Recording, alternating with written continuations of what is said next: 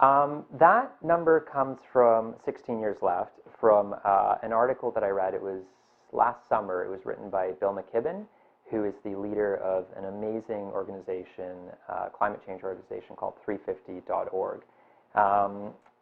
Basically, so in 2009, the world got together in Copenhagen and agreed to limit the temperature increase of the average Earth's temperature since the Industrial Revolution to 2 degrees centigrade. So that is our global cap, and Canada is a signatory to that agreement. Scientists, though, will say that that number is already dangerously high, but nevertheless, that's sort of the political consensus. Scientists, so with that 2 degrees cap, scientists then ask the question, how much more CO2 can we emit, so how much more fossil fuels can we burn before we reach that amount? So that would, in effect, give you your carbon budget. The number they came up with was 565 gigatons worth of carbon dioxide. The next logical question is, how much do we emit on an annual basis? If you know that figure, you can then realize how much time we have left, right? And so in 2001, we emitted, it was 31.6 gigatons worth of carbon dioxide, and that's actually a 3% increase over the year before.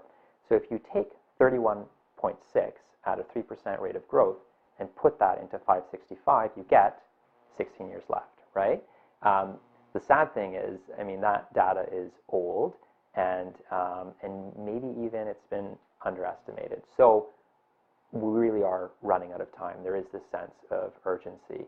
The more interesting figure, though, that came out of this article and came out of a report, I guess, out of the UK, was a bunch of financial analysts and environmentalists and scientists got together and asked the question, what is our global proven reserves? So how much coal, oil, and natural gas have we identified as being under the earth that we intend to extract and to bring to market for us to use in a variety of ways, to burn and to make all sorts of things?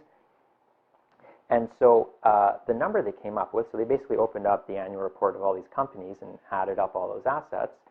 The number they came up with was 2,795 gigatons, right? So that's almost 5 times the amount that brings us to that 2 degrees centigrade. And the conclusion then is inevitable. We can't burn all these fossil fuels.